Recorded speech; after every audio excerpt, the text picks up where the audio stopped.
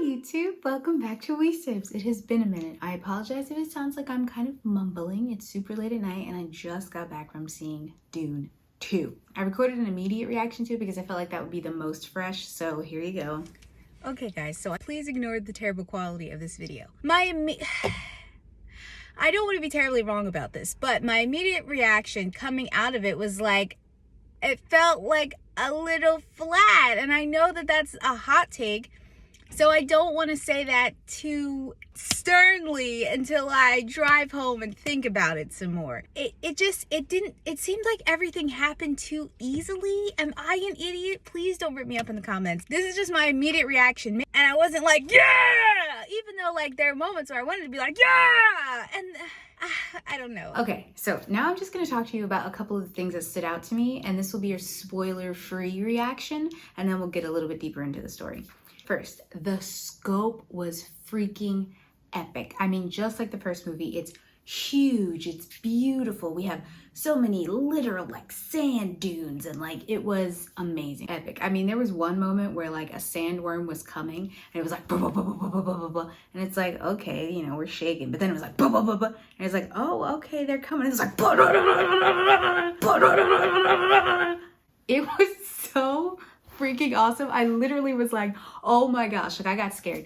And you guys, I did not see this in IMAX and I still managed to like really feel it. I can imagine in IMAX it's probably exceptional. It was just really beautiful to look at, okay? Okay, so another thing I'm gonna talk about without spoiling things is the chemistry between Timmy and Zendaya. I don't know what I'm supposed to be expecting from them, but I wanted something a little hotter. I mean, don't get me wrong, they're cute. It's clear that they like each other as human beings, but there was no romance in it, you know? Like, and I was like, okay, well, who are you comparing them to? What are some other like really great sci-fi romances where the story is not about the romance, but like it gives us something? I mean, I'm watching the ones who live right now, so obviously Rick and Michonne are great. Some other people, Tobey Maguire and Kirsten Dunst. I mean, even Zendaya and Tom Holland, granted they're dating in real life, so that's different. I felt like we were missing something. That's just my opinion. So another thing I want to talk about, the acting. Obviously, most of the actors on here are like highly decorated actors. Javier Bardem. I mean, even Timothy Chalamet and Zendaya. Like, you have really good actors on here. Christopher freaking Walken.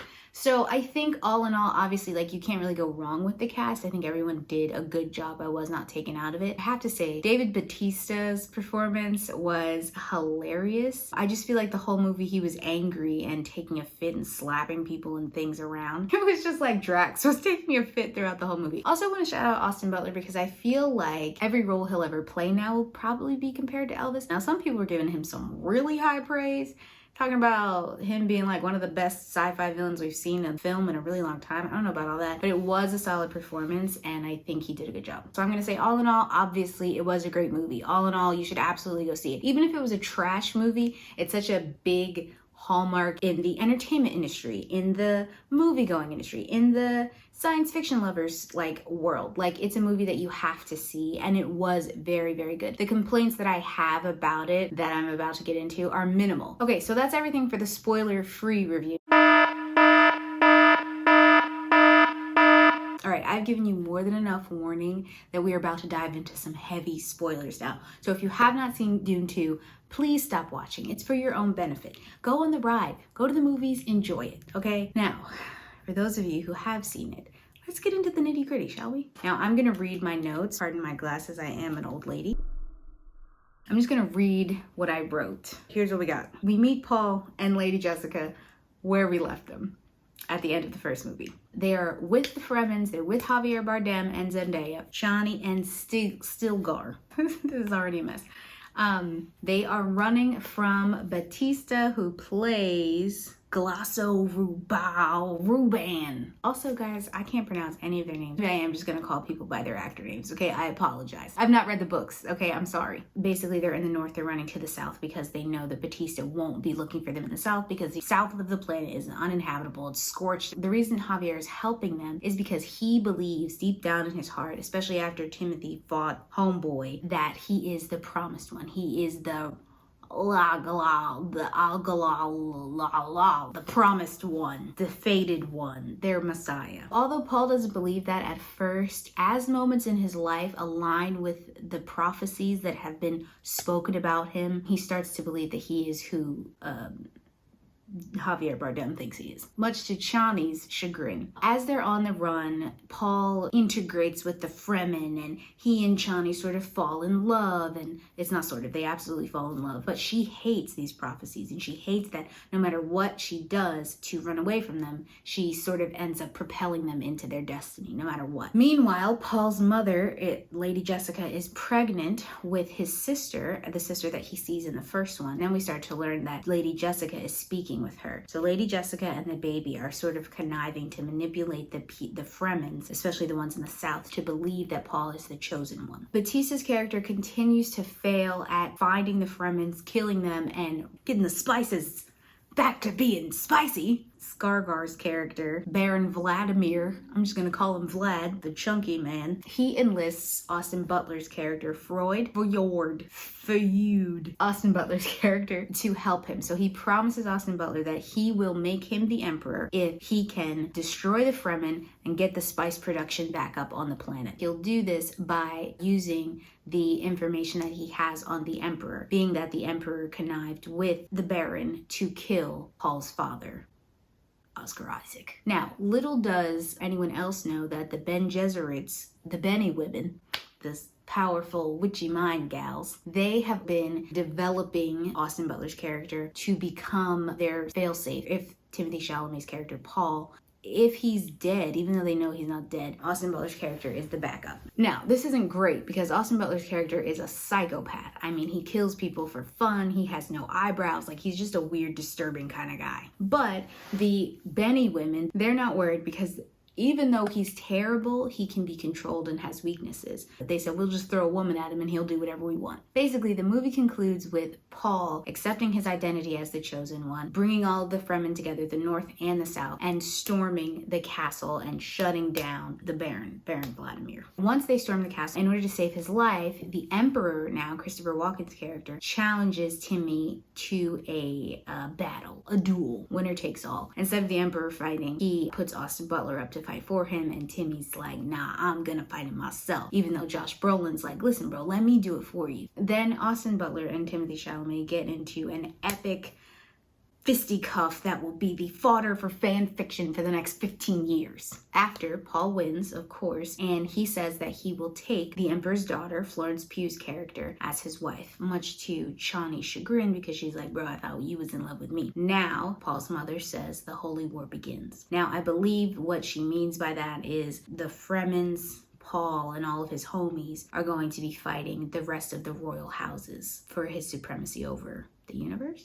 Now, before you rip me in half for like pretty much butchering that summary, but I'm going to tell you what I loved about it. The storytelling, I think, in this movie was really, really good. I mean, I get it. We are going on a journey, and even though there are lots of twists and turns, and it's not always easy to understand who the heck is saying what or why they're saying it, like, I get the gist of it. And I'll definitely have to watch another 4 times in order to like probably really get it. Another thing that I really, really love, even though I personally don't think there was any spicy chemistry, all the puns intended, between Chani and Paul, I love that he tells her he'll love her for as long as he's breathing, and she tells him that she will love him basically as long as he stays the same or something. By the end of the movie, he's really feeling himself as Ra's al Ghul, or whatever. He's turning into a different person. And so she leaves. The movie ends with her walking away from not just him, but her people, the Fremens, because they all believe that he's this chosen Messiah. And that's exactly what she didn't want. Another thing I thought was interesting was I was really, really confused about his lineage, because we find out, I thought at first that Lady Jessica had a baby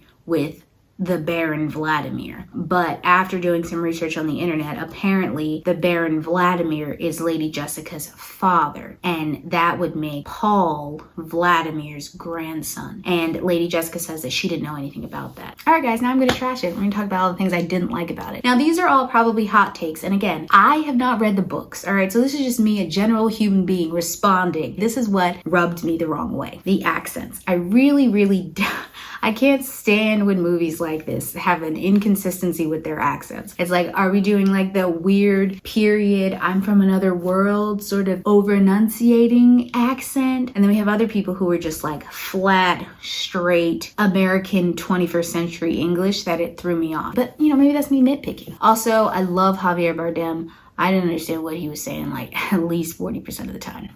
But a lot like the first one, I still missed things in this one. It felt like a very long, drawn-out epic. Yeah, I still feel like I was missing important elements of the story. And, you know, like I've said before, I've never read any of these books. And I hear that they're great, but they're also really dense reads. So it's hard to boil all of that information down into a 2-hour movie. But somehow I felt like I was missing context and relationships. And I think for me, that would have raised the stakes for some of the moments that, to me, they just kind of like fell flat. Which takes me to my main point, and probably the real rub for this entire movie for me, is that it all felt too easy. I just felt like there was no real struggle. And I mean, I don't know, maybe it's the Spider-Man fan in me, but like, I mean, superheroes, they should have some fight, you know, that's why we love main characters. Everything was a little too easy. Like the big battle at the end, it wasn't really a battle. They just kind of stormed through there and shut everybody down. Maybe when I watch it again, I'll note that it was probably like the systematic shutting down of Batista's army across the North over time. But if that's the case, like that wasn't clear. I did love the Austin Butler and Timothée Chalamet fight. One, because I'm a sucker for good choreo. And I mean, man, they were moving. No, it was so great. It was so epic. I love good fight. But even still, it was kind of like they had never met each other. They'd never seen each other. I feel like they hadn't even really heard of the other person or conceptualized who they are. Then they have this fight. And the end, Timmy